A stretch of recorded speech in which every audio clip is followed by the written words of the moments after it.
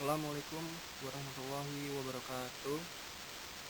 Kami dari kelompok satu yang beranggota saya Muhammad Fahmi Pramana dan dua rekan saya yaitu Syarifah Fauzia dan Dian Ismawati. Di sini kami akan mempresentasikan materi tentang karakteristik pendidikan dalam kurikulum 1947. Yang pertama, pengertian kurikulum. Kurikulum merupakan seperangkat rencana dan pengaturan mengenai tujuan, isi, dan bahan pelajaran serta cara yang digunakan sebagai pedoman penyelenggaraan kegiatan pembelajaran untuk mencapai tujuan pendidikan tertentu. Di dalam proses pengendalian mutu, kurikulum merupakan perangkat yang sangat penting karena menjadi dasar untuk menjamin kompetensi keluaran dari proses pendidikan. Kurikulum harus selalu diubah secara periodik untuk menyesuaikan dengan dinamika kebutuhan pengguna dari waktu ke waktu. Dalam perjalanan sejarah sejak tahun 1945, kurikulum pendidikan nasional telah mengalami perubahan, yaitu pada tahun 1947, 1952, 1964, 1968,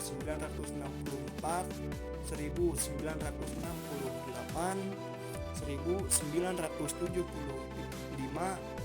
1984, 1994, 2004, 2006, dan yang terakhir itu 2013. Perubahan tersebut merupakan konsekuensi logis dari terjadinya perubahan sistem politik, sosial budaya, ekonomi, dan ipteks atau ilmu pengetahuan teknologi dalam masyarakat berbangsa dan bernegara. Sebab kurikulum sebagai seperangkat rencana pendidikan perlu dikembangkan secara dinamis sesuai dengan tuntutan dan perubahan yang terjadi di masyarakat.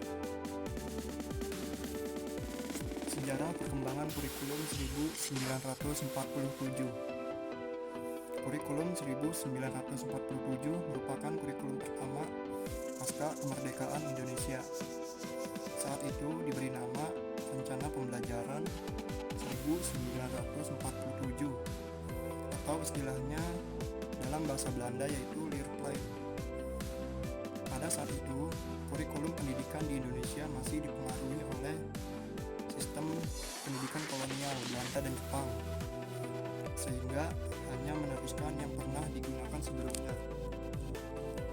Lahirnya kurikulum 1947 tidak terlepas dari perubahan situasi politik deklarasi kemerdekaan Republik Indonesia tanggal 17 Agustus 1945,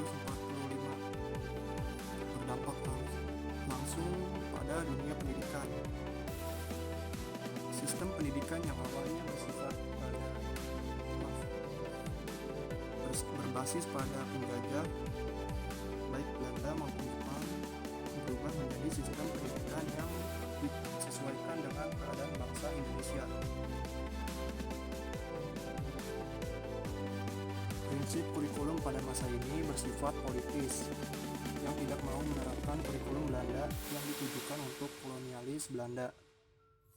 Asas pendidikannya ditetapkan Pancasila. Dunia kurikulum 1947 hanya memuat dua hal pokok, yaitu yang pertama, daftar mata pelajaran beserta jam pengajaran. Yang kedua, garis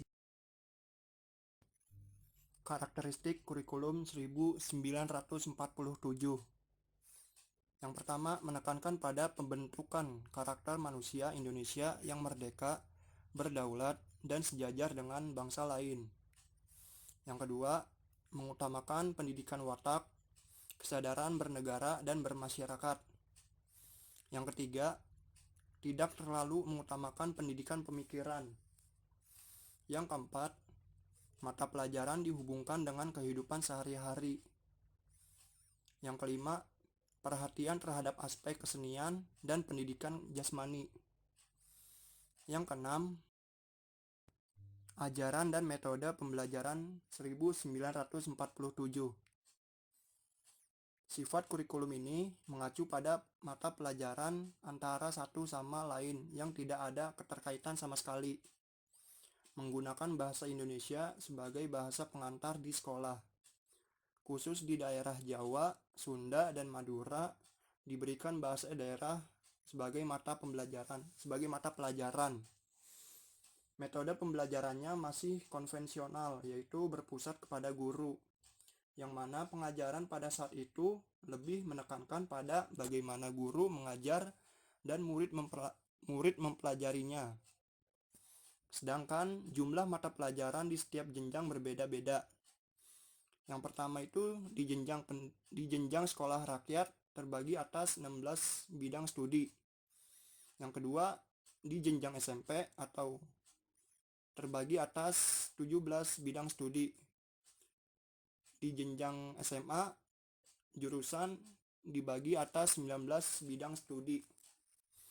Jenis sekolah kurikulum 1947 terdapat 3 jenis jenjang pendidikan pada masa kurikulum 1947. Di antaranya itu yang pertama ada sekolah rakyat. Sistem evaluasi kurikulum 1947.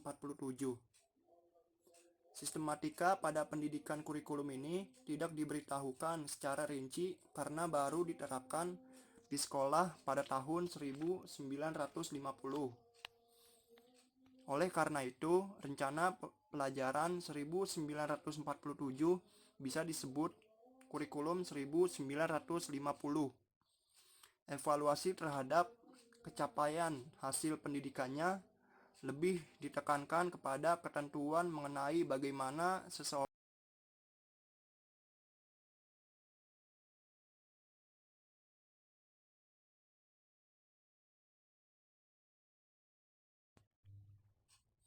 penilaian hasil belajar dilakukan beberapa kali melalui ulangan harian, ulangan umum catur wulan, dan ulangan penghabisan. Kelebihan dan kekurangan kurikulum 1947.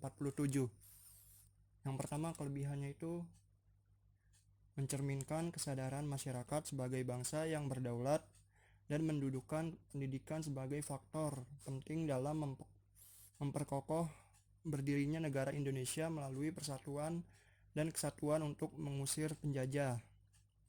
Yang kedua, memiliki fungsi strategis yang dapat mempersatukan bangsa Indonesia melalui pendidikan.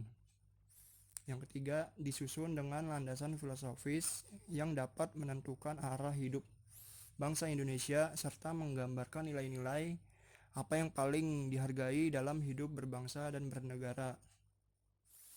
Kekurangannya itu yang pertama, dalam pengajarannya mengarah pada pola pengajaran penjajah karena masih dalam penjajahan kolonial Belanda dan Jepang.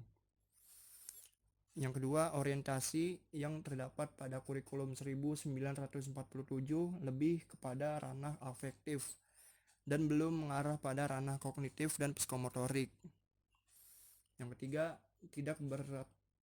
titik beratnya pada